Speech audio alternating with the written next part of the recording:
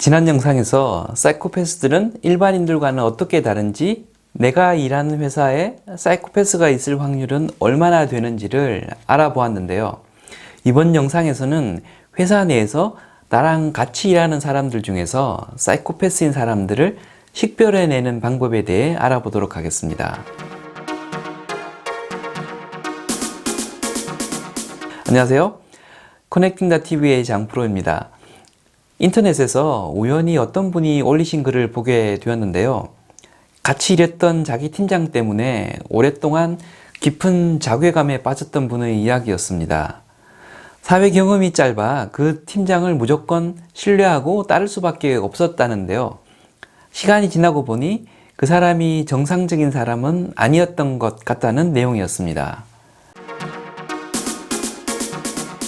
더운 여름날 본인이 먹고 싶은 아이스크림을 돈도 주지 않으면서 사오라고 강요를 하는데 미안해하거나 고마워하는 마음 하나 없이 시키는 그런 사람이라는 겁니다. 지방에 출장을 갔던 이야기도 하는데요. 본인이 해야 할 고객 접대 업무를 피곤하다며 후임에게 떠맡기고 본인은 가버렸답니다. 고객 챙기느라 술이 떡이 되어 새벽 늦게 숙소로 돌아왔는데요. 그 팀장은 마침 생중계되고 있던 축구를 봐야 된다며 옆에 사람이 자던 말던 볼륨을 높여놓고 TV를 시청하더라는 겁니다. 그리고 한두 시간 잔 사람을 깨워서 본사로 올라오게 되었다고 하는데요. 잠을 못 잔 데다가 술에 쩔어 있으니 팀장이 직접 운전을 했답니다. 그런데 본사에 오니까 다른 사람들한테 황당한 이야기를 하더랍니다. 요즘 신입들은 기본적인 자세가 안 되었다고, 하도 피곤하다고 티를 내서 할 수 없이 자기가 운전해서 올라왔는데 이런 애들이랑 힘들어서 일 못하겠다고 떠벌리고 다니더라는 거죠. 흔하진 않지만 저도 이런 경험들이 종종 있었습니다. 돈을 받고 고객사에 들어가서 일을 하던 때였는데요. 고객사에서는 어떻게든 일을 많이 시키려고 하고 그건 어느 정도 선에선 당연합니다.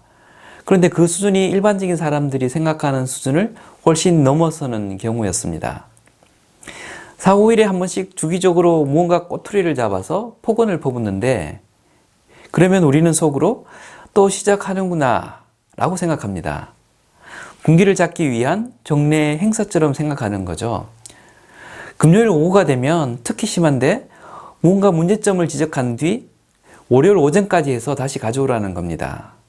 그런데 웃기는 건 굳이 월요일까지 할 필요가 없는 걸 월요일 오전까지 가져오게끔 만든다는 것이었습니다. 한 번은 밤 12시가 다 되어 엄청 공격적인 발언을 퍼붓더니 지금 당장 총괄 PM을 불러오라는 겁니다. 지금 택시로 퇴근 중인데 집이 멀어 경기도 모 지역을 지나고 있다고 했더니 그래도 지금 당장 불러오라는 겁니다.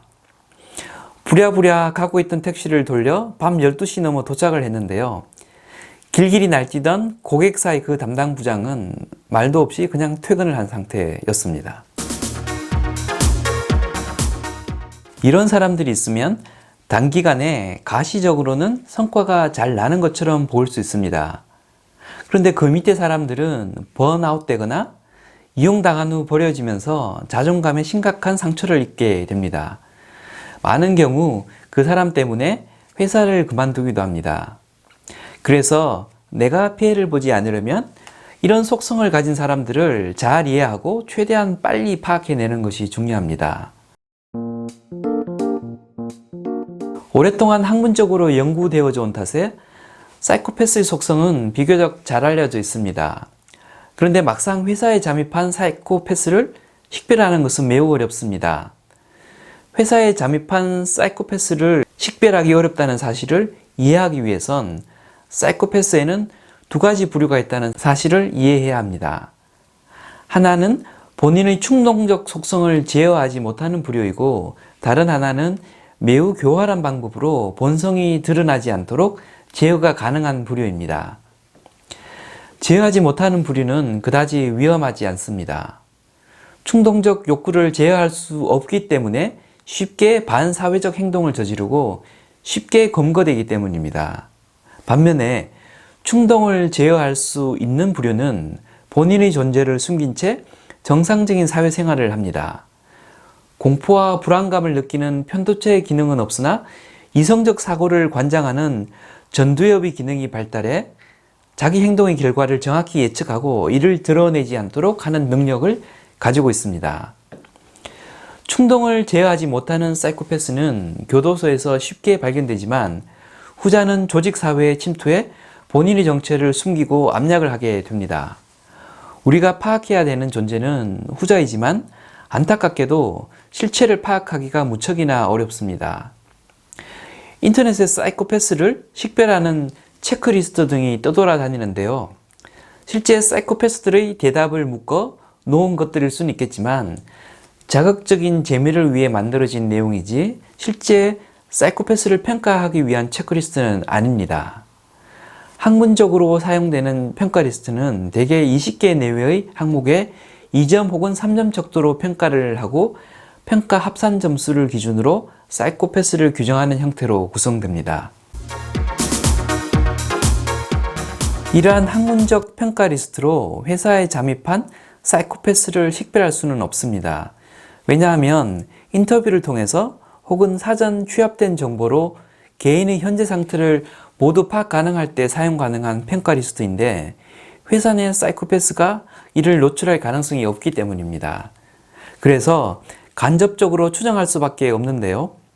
아래와 같은 속성을 보인다면 실제 사이코패스일 가능성이 높기 때문에 잘 기억해 두셨다가 판단하는 데 사용하시기 바랍니다. 첫째, 사이코패스는 공감 능력이 없습니다.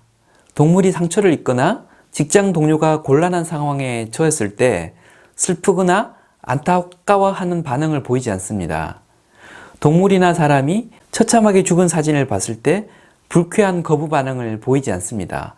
오히려 반대로 호기심과 유사한 반응을 보입니다. 둘째, 다른 사람을 이용합니다. 팀원이 아프거나 어려운 상황에 처해 있어도 전혀 개의치 않고 본인이 필요한 무언가를 극한까지 관철시키려 합니다. 셋째, 깊이 있는 신뢰감 형성을 못합니다. 관계 형성의 필수인 애착 기능이 없어서 인간관계를 유지를 못합니다. 효용성이 다 된 사람들을 가차없이 버리고 배신하지만 문제가 있다는 사실을 느끼지 못합니다. 넷째, 비이성적인 합리성을 보입니다. 무고한 한 사람을 죽이더라도 신체 장기를 활용해 여러 사람을 살릴 수 있다면 그게 더 합리적이라고 생각을 합니다.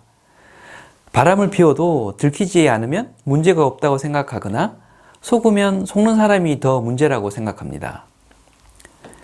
다섯째, 다른 사람을 조정하려 합니다. 다른 사람을 자신의 수하에 복속시키거나 자신의 파워로 꼼짝 못하게 할 때 마음대로 조정하면서 쾌감을 느낍니다. 반복되는 질책으로 상대방을 무기력하게 만들고 자신의 권위를 강요하는 모습들을 자주 보입니다. 여섯째, 대담합니다. 남들은 압박감을 느껴 꼼짝도 못하는 상황에서 홀로 평정심을 유지합니다. 스트레스가 많은 직장 생활을 게임하듯이 무감각하지만 능숙하게 처리합니다. 다른 사람의 비난을 전혀 부담스러워하지 않습니다. 이것 외에도 여러 가지 속성들이 더 있지만 그 외의 항목들은 회사 생활을 하면서는 파악하기가 어렵습니다. 위의 6가지 항목만으로는 그 대상이 의학적으로 사이코패스인지 아닌지 제대로 된 식별이 불가능할 수 있습니다. 그렇지만 이 영상의 목적은 의학적 식별이 아니라 내가 피해를 보지 않기 위해 상대방의 숨겨진 속성을 파악하는 데 있습니다. 앞에서 나열된 성향들이 나타나면서 나를 비롯한 주변 사람들에게 부정적 영향을 끼치게 된다면 사이코패스 경향이 큰 사람임을 인지하고 대처할 필요가 있겠습니다. 어떻게 대처하면 좋을지에 대해서는 이후 영상에서 계속해서 다루어 보도록 하겠습니다. 지금까지 커넥팅닷TV의 장프로였고요. 제 의견이 도움이 되셨으면 구독 버튼 꼭 한번 부탁드리겠습니다. 감사합니다.